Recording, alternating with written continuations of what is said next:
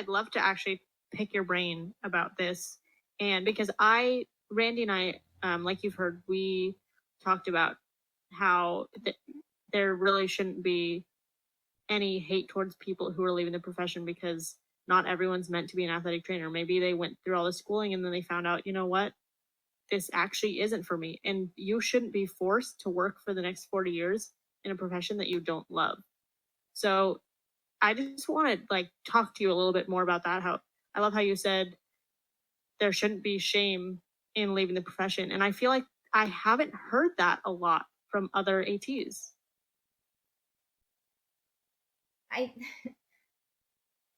I think there's something to be said for the idea that, like, if we are struggling, we want other people in the struggle with us. And I hate to say it like that because that sounds so selfish. But it's this also the idea that, like, if everyone just stays in it and everyone just deals with it, then it's okay for me to just deal with it as well. Sometimes it's harder to like go out there and be an advocate for change.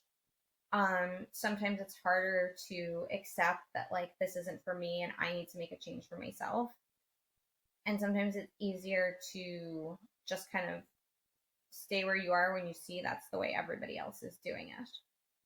And that's not just for athletic training. I think that's for a lot of people, like across the board. And so when we see somebody kind of getting really honest with themselves and saying like, this is what I need, it kind of makes us uncomfortable because maybe we don't want to look at like, what do I really need? And if I looked, what would that mean I had to change? Yeah, it scares people. Yeah. Absolutely. I always bring it back to the point that I would rather have you doing something that you love than having someone who resents what they do in our profession. Absolutely. 100%.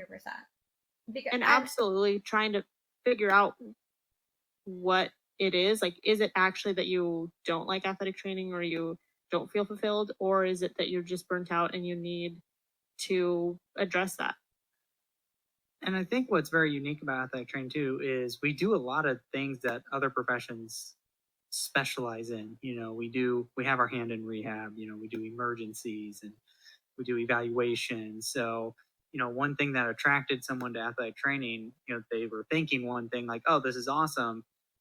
Well, there's another profession that might be focused more on that area that really brought you into athletic training. Definitely. And it's also, I mean, people grow, people change. And so you may love athletic training, and then at a certain point, there's something else that you become passionate about. And I have a friend who is an athletic trainer.